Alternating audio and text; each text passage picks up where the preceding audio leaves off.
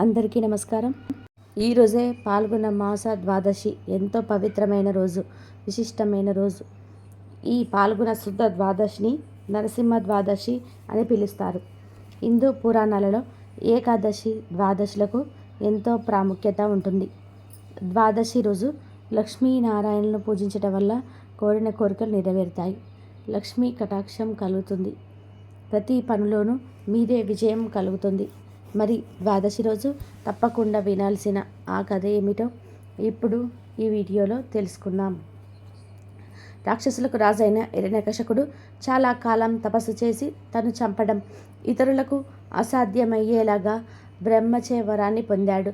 దానిలో కానీ, ఆకాశంలో కానీ, భూమిపై కానీ, నీటిలో కానీ, అగ్నిలో కానీ, రాత్రి కానీ, పగలు కానీ, దేవ దానవ మనుషులచే కానీ, జంతువులచే కానీ, ఆయుధాలచే కానీ, ఇంట కానీ బయట కానీ మరణం ఉండకూడదు అని వరాన్ని కోరుకున్నాడు. అలాగే బ్రహ్మ తదాస్తు అంటూ వరాన్ని ప్రసాదించాడు. ఇక వరగర్వంతో హిరణ్యకశిపుడు విజృంభించాడు. దేవతలను జయించాడు. ఇంద్రసింహాసనాన్ని ఆక్రమించాడు. పంచభూతాలను నిర్బంధించాడు. తపస్సులను భంగపరిచాడు. సాధువులను హింసించసాగాడు. అప్పుడు దేవతలు హిరణ్యకశిపుడి బాధలు తట్టుకోలేక పాహిమామంటూ విష్ణువుతో తన బాధను మొరపెట్టుకున్నారు. అప్పుడు విష్ణువు ఇలా పలికాడు: కన్న కొడుకులకు ఆపన్నతకు తలపెట్టినవాడు హిరణ్యకశిపుడు పట్టి మదిద్దును, మీకు భద్రమగును అని చెప్పి వారికి అభయాన్నిచ్చాడు. హిరణ్యకశిపుడు తపస్సు చేసుకునే కాలంలో దేవతలు అతను చూసుకొని అతని రాజ్యంపై దండెత్తి క్రూరంగా కొల్లగొట్టారు. గర్భవతి అయిన రాక్షస రాజు భార్యను ఇంద్రుడు చెరపట్టగా నారదుడు ఇంద్రుడిని మందలించి ఆమెను రక్షించి తన ఆశ్రమానికి తీసుకెళ్ళాడు. ఆ సమయంలో నారదుడు భాగవత కథలను ఆమెకు వినిపించేవాడు. ఆ భాగవత కథలను గర్భంలో ఉన్న ప్రహ్లాదుడు గ్రహించేవాడు. తర్వాత తపస్సుకు ముగిశాక రాజ్యానికి తిరిగి వచ్చిన హిరణ్యకశిపుడుకు నారదుడు అతని ధర్మపత్ని అప్పగించాడు. వీరి కలిగిన సంతానమే ప్రహ్లాదుడు. ప్రహ్లాదుడు జన్మతః పరమ భాగవతుడు, లలిత మర్యాదుడు, నిర్వర్యుడు, అచ్యుతపద శరణాగతుడు, అడుగడుగున మాధవాను చింతన కలవాడు, సర్వభూతాలయందు సమభావం కలవాడు, సుగుణాల రాశి. అలాంటి ప్రహ్లాదుడికి విద్యను నేర్పమని, తమ రాజపురోహితులకి అనుకూలంగా మలచమని రాక్షసరాజు తమ కులగురువైన చెండా మార్కులకు అప్పగించాడు. ఒకసారి హిరణ్యకశిపుడు ప్రహ్లాదుని చెరవరిసి, నీవు ఏమి నేర్చుకున్నావు, నీకు ఏది భద్రము అని ప్రశ్నించాడు.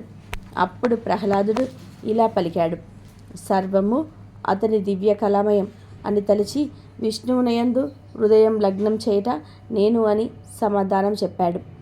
రాక్షసులకు తగని ఈ బుద్ధి నీకెందుకు పుట్టింది, హరిగిరి అని ఎందుకు పేరుతున్నావు అని తండ్రి గద్దించాడు. ఎంతో మండిపడ్డాడు. తన శత్రువైన విష్ణువును కృష్ణించినందుకు ప్రహ్లాదుని కఠినంగా శిక్షించమని ఆదేశించాడు. కానీ శూలాలతో పొడిచిన, ఏనుగులతో తొక్కించిన, మంటల్లో కాల్చిన, కొండలపై నుండి తోయించిన ప్రహ్లాదుడికి బాధ కలగలేదు. అతను హరినామస్మరణ మానలేదు. అది చూసి రాజు ఎంతో బాధపడ్డాడు. మరొక అవకాశం అడిగి రాక్షస గురువు ప్రహ్లాదుని గురుకులానికి తీసుకెళ్లారు. అక్కడ ప్రహ్లాదుడు మిగిలిన రాక్షస బాలులకు ఆత్మజ్ఞానాన్ని, హరితత్వాన్ని, మోక్ష మార్గాన్ని ఉపదేశించసాగాడు. ఇలా లాభం లేదని గురువు రాజుతో మొరపెట్టుకున్నారు. కోపంతో హిరణ్యకశిపుడు ప్రహ్లాదుని పిలిపించి, నేనంటే సకల భూతాలు భయపడతాయి. దిక్పాలకులు నా సేవకులు. ఇక నీకు దిక్కెవరు, బలమెవరు అని గద్దించాడు. అప్పుడు ప్రహ్లాదుడు ఇలా సమాధానం చెప్పాడు: అందరికీ ఎవరు పరమో, అందరికీ ఎవరు దిక్కో ఆ విభుడే నాకు దిక్కు అన్నాడు. అప్పుడు హిరణ్యకశిపుడు మళ్ళీ కోపంతో, ఈ అంతటా హరి అంటున్నావు కదా, ఈ స్తంభంలో నీ హరిగిరి ఉన్నాడా అని ప్రశ్నించాడు. అప్పుడు ప్రహ్లాదుడు బ్రహ్మ నుండి గడ్డి పోచ వరకు అన్నిటిలో విశ్వాత్ముడై ఉండేవాడు. ఈ స్తంభంలో ఎందుకు ఉండడు? స్తంభంలో తప్పకుండా ఉంటాడు, ఏ సందేహం లేదు అని సమాధానం చెప్తాడు పరమ భాగవతుడైన ప్రహ్లాదుడు. అప్పుడు హిరణ్యకశపుడు, సరే చూద్దాం, ఈ స్తంభంలో విష్ణువును చూపకపోతే నీ తల తీయించేస్తాను, అప్పుడు హరి వచ్చి అడ్డుపడతాడో లేదో అని చేతితో స్తంభంపై చరిచాడు. వెంటనే బ్రహ్మాండ కటాహం బద్దలై చటచట పటపట రాగాలు ధ్వనించాయి. 10 దిక్కుల నిప్పులు చెరిగాయి. అప్పుడు నరసింహదేవుడు స్తంభం నుంచి ఆవిర్భవించాడు. ఇది నరమూర్తి కాదు, కేవల హరిమూర్తి కాదు.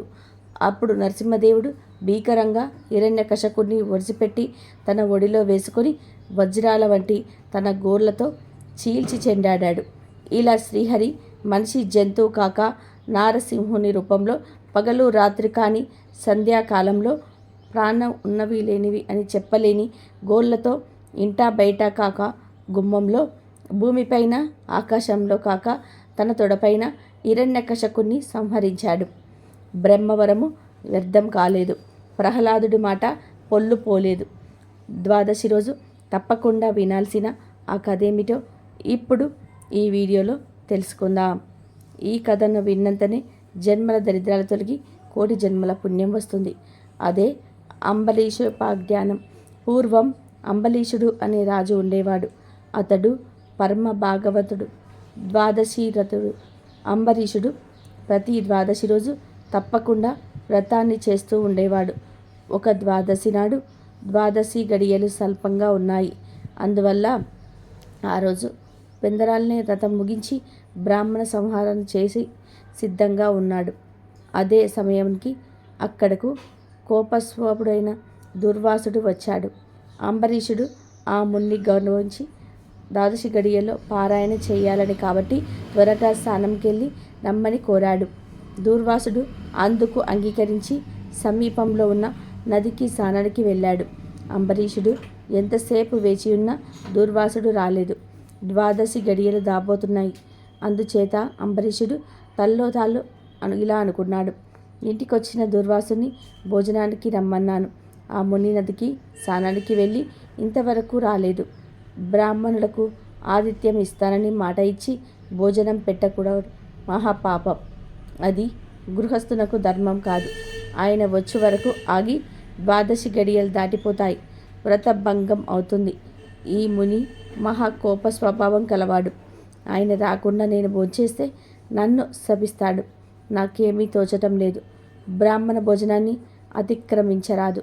ద్వాదశి గడియలు నిలిచిపోకూడదు. గడియలు దాటిపోయిన తర్వాత భోంచేస్తే హరిభక్తిని వదిలినవాడినవుతాను. ఏకాదశి నాడు ఉన్న ఉపవాసం నిష్కలమవుతుంది. ద్వాదశి విడిచి భోంచేస్తే భగవంతునకు భోజనం చేసిన దుర్వాసునకు కోపం వస్తుంది.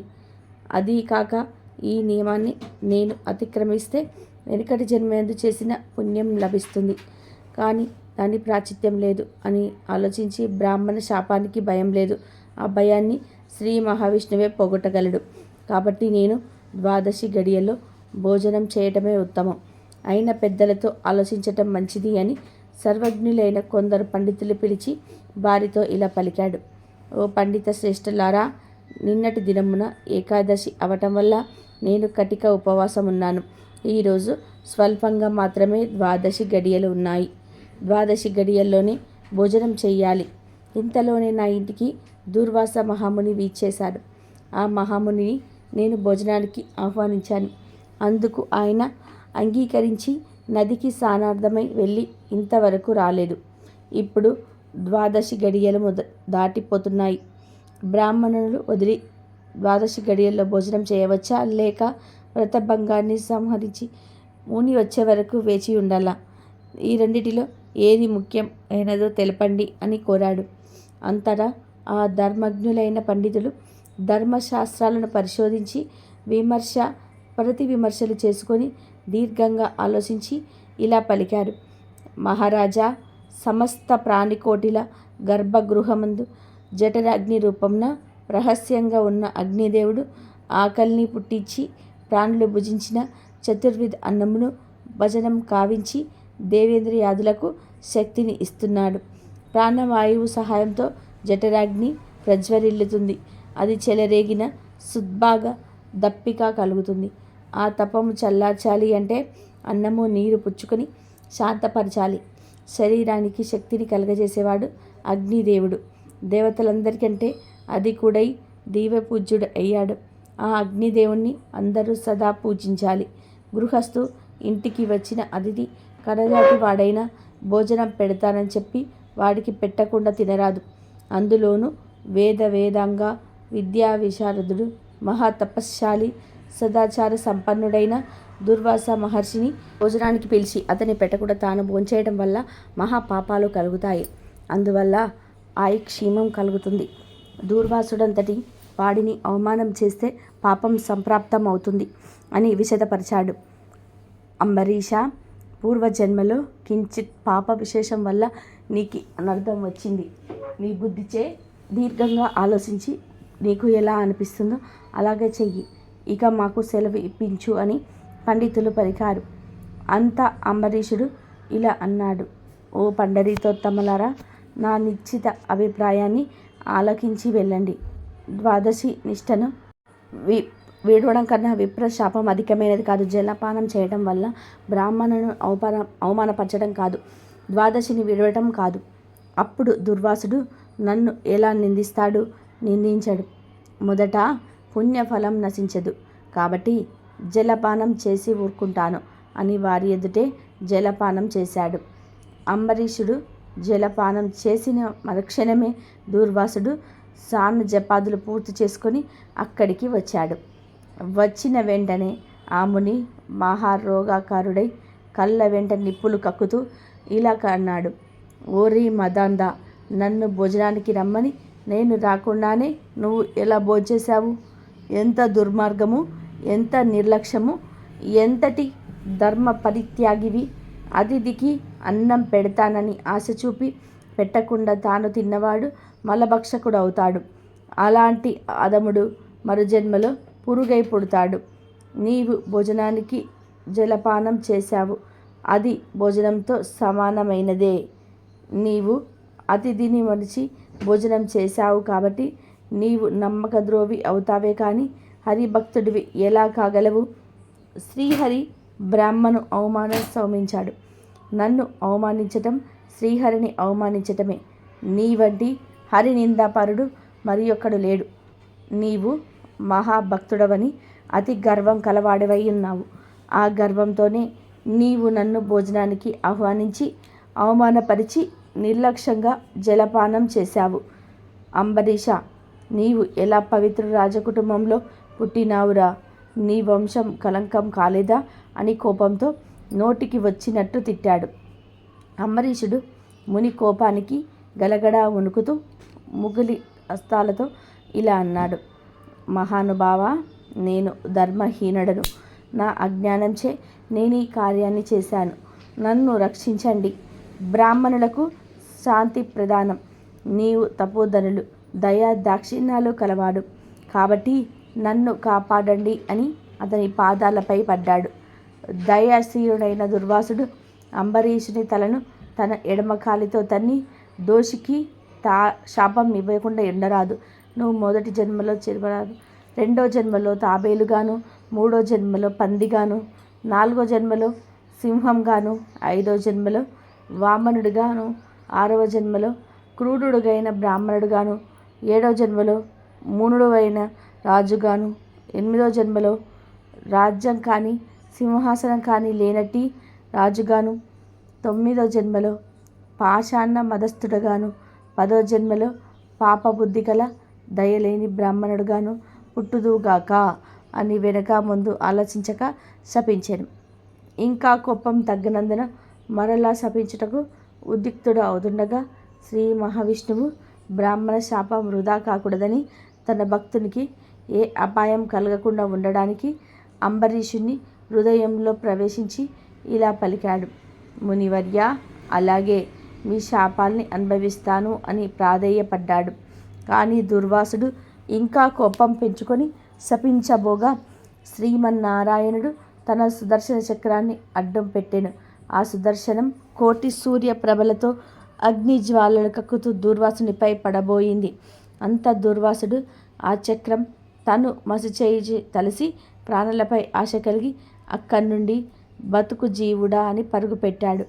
మహా తేజస్సుతో చక్రాయుధం దూర్వాసుని తరుముచూ ఉన్నది.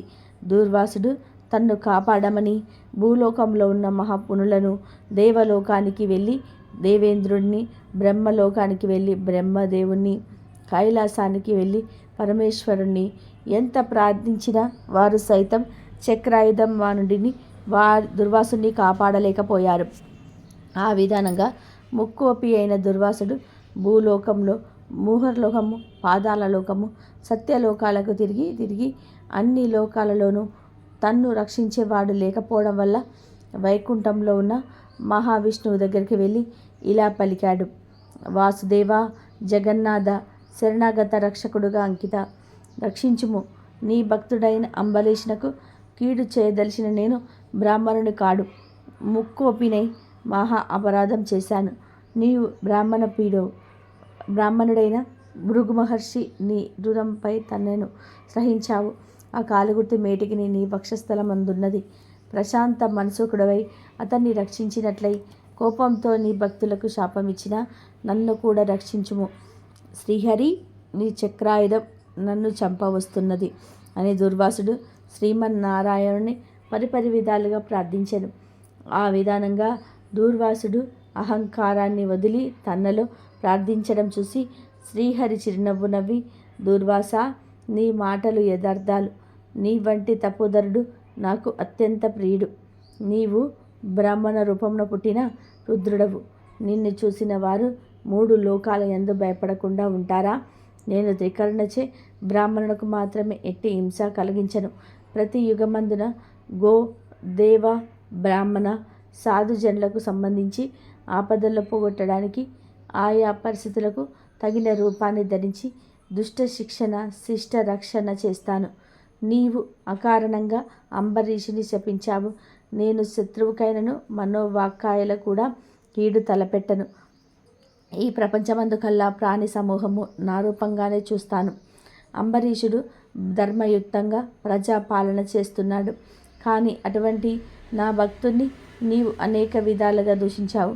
నీ ఎడమ పాదంతో తన్నావు. అతని ఇంటికి నీవు అతిదైవ ఇచ్చి కూడా నేను వేలకు రాని ఎడల 12 గడియలు దాటకుండా భుజించమని అంబరీషుడుకు చెప్పలేకపోయావు. అతడు వ్రతభంగానికి భయపడి నీ రాకకై చూసి జలపానం మాత్రమే చేశాడు. అంతకంటే అతడు అపరాధం ఏం చేశాడు?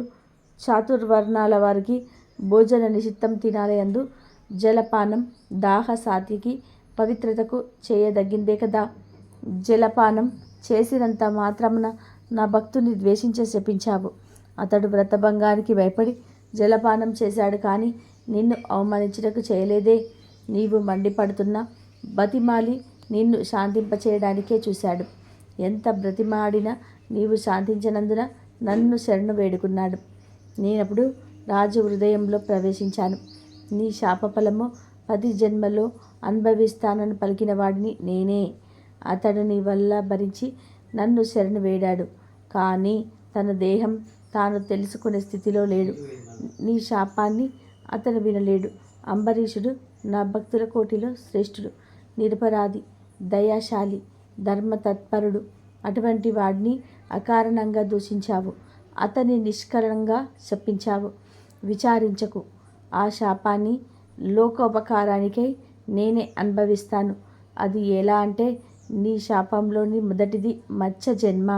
నేనే కల్పమున మరును రక్షించిన విధంగా సోమకుడని రాక్షసుడిని చంపే నిమిత్తం మత్స్య రూపం ఎత్తుతాను. మరి కొంతకాలానికి దేవదానవులు క్షీరసాగరాన్ని మదించుటకు మందర పర్వతాన్ని కవ్వంగా చేస్తారు. ఆ పర్వతం నీటిలో మునగకుండా కూర్మ రూపమున నా వీపున మోస్తాను. వరహ జన్మ ఎత్తి హిరణ్యాక్షకుడిని వధిస్తాను.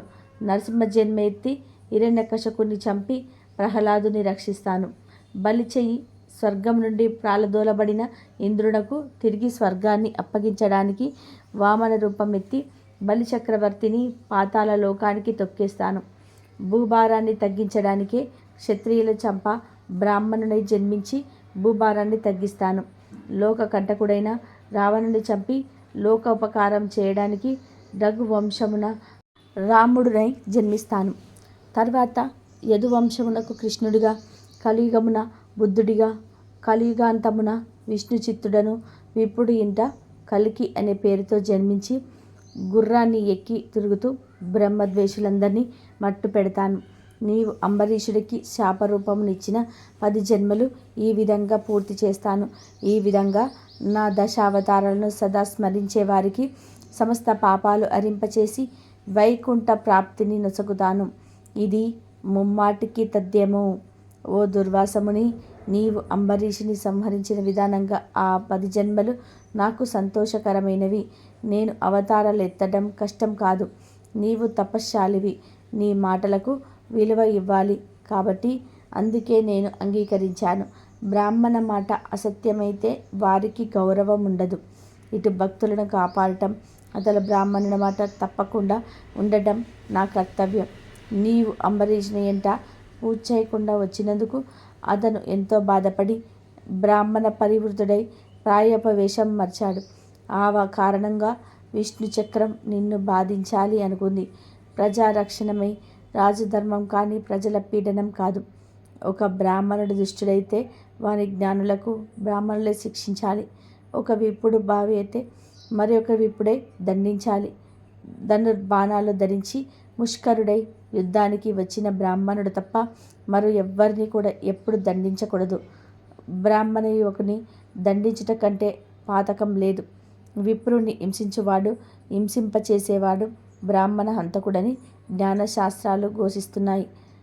బ్రాహ్మణుని సిగపట్టి లాగినవాడు, కాలితో తన్నినవాడు, విప్రతవ్యాన్ని హరించినవాడు, బ్రాహ్మణుని కాపాడినవాడు, విప్ర పరిత్యాగం చేసినవాడు బ్రహ్మ హంతకులే అవుతారు. కాబట్టి ఓ దుర్వాస మహర్షి, అంబరీషుని గురించి తపశ్శాలియ విప్రోత్తముడు అయిన దుర్వాసుడు నా మూలాన ప్రాణ సంకటం పొందుచున్నాయో, నేను బ్రాహ్మణ అంతకుడయ్యానే అని పరితాపం పొందుతున్నాడు. కాబట్టి నీవు వేగమై అంబరీషుని దగ్గరికి వెళ్ళు.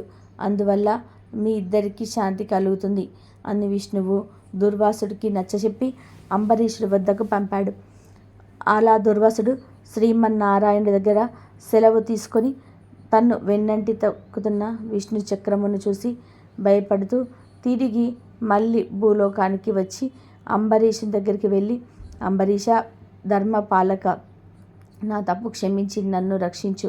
నీకు నాపై కల అనురాగంతో ద్వాదశి పారాయణకు ఆహ్వానించావు. కానీ నిన్ను కష్టాల పాలు చేసి వ్రతభంగం చేయించి నీ పుణ్యఫలాన్ని నాశనం చేయాలని అనుకున్నాను. కానీ నా దుర్బుద్ధి నన్నే వెంటాడి నా ప్రాణాలు తీయడానికి సిద్ధమైనది.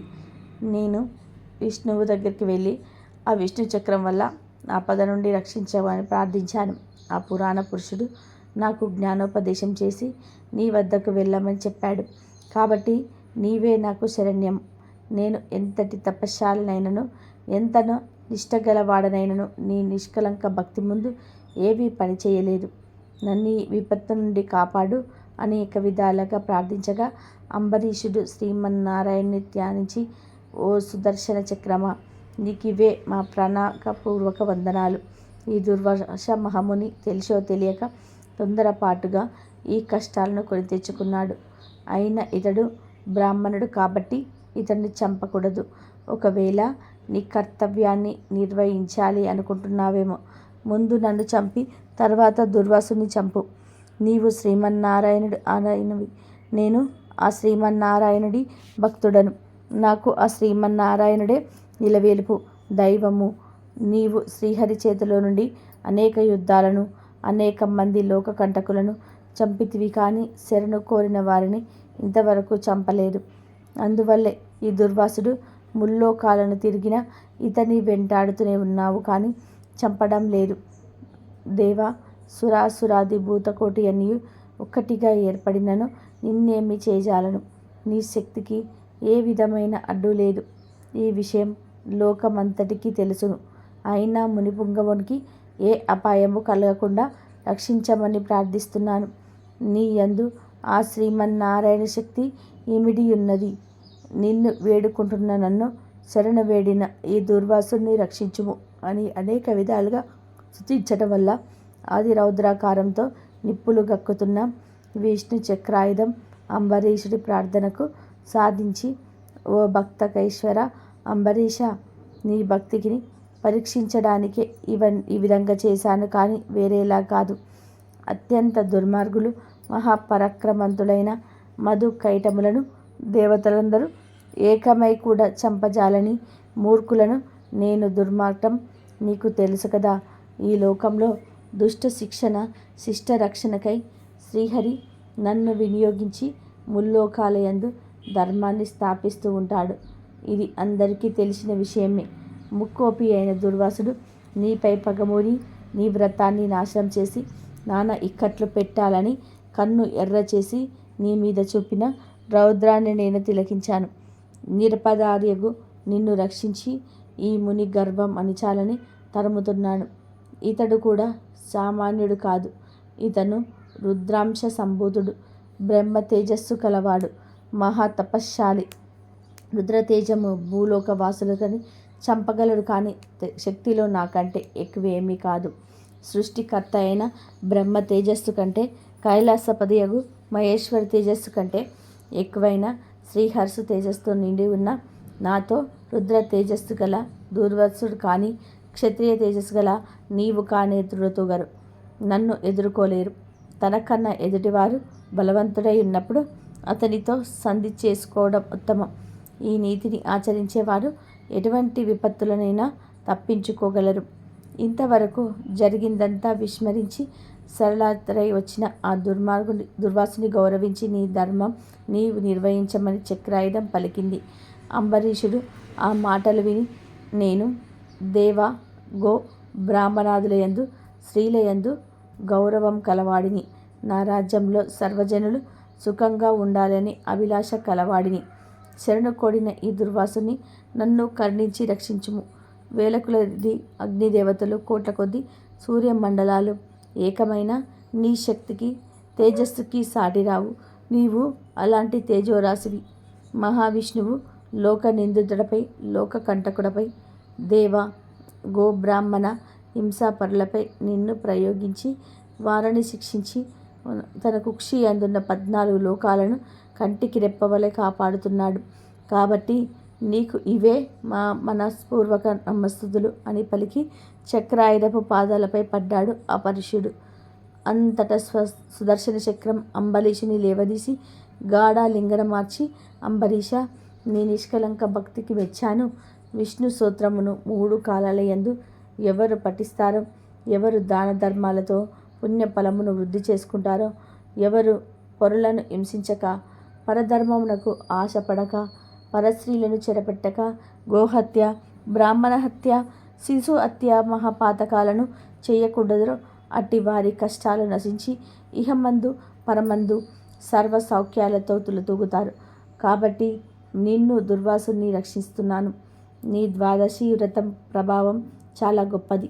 నీ పుణ్యఫలముయందు ఈ ముని పుంగవుల తపశక్తి పనిచేయలేదు అని చెప్పి అతన్ని ఆశీర్వదించి సుదర్శన చక్రం అదృశ్యమైపోయినది. ఆ తర్వాత అంబరీషుడు దుర్వాసుని పాదాలపై పడి దండ ప్రణామాలు ఆచరించి పాదాలు కడిగి ఆ కడిగిన నీళ్లను తన శిరస్సుపై చల్లుకొని, ఓ మునిశ్రేష్ఠ, నేను సంసార మార్గమందున్న ఒక సామాన్య గృహస్థుడను. నా శక్తి కొలది నేను శ్రీమన్నారాయణ్ణి సేవిస్తాను. ద్వాదశి వ్రతం చేసుకుంటూ ప్రజలకు ఎట్టకేలకు రాకుండా ధర్మమత్తుడై రాజ్యం మేలుతున్నాను. నా వల్ల మీకు సంభవించిన కష్టానికి నన్ను మన్నించండి. మీ ఎడల నాకు అమితమైన అనురాగం ఉండడం చేతనే తమకు ఆతిథ్యం ఇవ్వాలని అవమానించాను. కాబట్టి నా ఆతిథ్యాన్ని స్వీకరించి నన్ను, నా వంశాన్ని పావనం చేసి కృతార్థుని చేయండి. మీరు దయార్థ హృదయులు. ధర్మకోపంతో నన్ను శపించిన మరలా నా గృహానికి విచ్చేశారు. నేను ధన్యుని అయ్యాను. మీ రాక వల్ల శ్రీ మహావిష్ణువు యొక్క సుదర్శనాన్ని చూసే భాగ్యం నాకు కలిగినది. అందువల్ల నేను మీ ఉపకారాన్ని మరవలేకున్నాను. మహానుభావ, నా మనస్సు సంతోషించి మిమ్మల్ని ఎలా స్తుతించాలో నా నోట పలుకు లాకున్నవి. నా కళ్ళ వెంట వచ్చు ఆనంద బాష్పాలతో తమ పాదాలు కడుగుతున్నాను. తమకు ఎంత సేవ చేసినను ఇంకా రుణపడి ఉంటాను. కాబట్టి ఓ పుణ్యపురుష, నాకు మరజన్మ రాకుండా ఉండేటట్లు సదా మీ బోటి మునిశ్రేష్ఠులయందు ఆ శ్రీమన్నారాయణయందు మనస్సు కలవాడనై ఉండేటట్లు నన్ను ఆశీర్వదించండి అని ప్రార్థించి సాబంతి భోజనానికి దయచేయమని ఆహ్వానించాడు. ఈ విధానంగా తన పాదాలపై పడి ప్రార్థిస్తున్న అంబరీషుని ఆశీర్వదించి ఇలా పలికాడు దూర్వాసుడు. రాజా, ఎవరు ఎదుటివారి పాదట నివారణ కాగించి ప్రాణాలు కాపాడుతారో, ఎవరు శత్రువులకైనా శక్తి కొలది ఉపకారం చేస్తారో అలాంటి వారు తండ్రితో సమానమని ధర్మశాస్త్రాలు తెలియచేస్తున్నాయి. నీవు నాకు ఇష్టడవు, తండ్రితో సమానుడవయ్యావు. నేను నీకు నమస్కారం చేస్తే నాకంటే చిన్నవాడు అవ్వడం వల్ల నీకు ఐక్షీణం కలుగుతుంది. అందుచేత నీకు నమస్కారం చేయటం లేదు. నీవు కోరిన ఈ స్వల్ప కోరికను తప్పకుండా నెరవేరుస్తాను. పవిత్ర ఏకాదశి వ్రత నిష్ఠుడవు నీకు మనస్తాపాన్ని కలుగజేసినందుకు వెంటనే నేను తగిన ప్రాయశ్చిత్తాన్ని అనుభవించాను. నాకు సంబంధించిన విపత్తులు తొలగించుటకు నీవే దిక్కయ్యావు. నీతో భోజనం చేయటం నా భాగ్యంగా మరికొటి అవుతుందా అని దుర్వాసుడు మహాముని పలికి అంబరీషుని అభిష్టం ప్రకారం పంచభక్ష పరమాణాలు సంతృప్తిగా విందు ఆరగించి అతని భక్తికి పెడంగుడు ప్రశంసించి అంబరీషుని దీవించి సెలవు తీసుకొని తన ఆశ్రమానికి వెళ్ళిపోయాడు. ఎంతో పవిత్రమైన విశేషమైన ద్వాదశి రోజు ఈ కథలను విన్నా, చదివినా, చెప్పినా, వినిపించినా జన్మల దరిద్రం తొలగి కోటి జన్మల పుణ్యం వస్తుంది.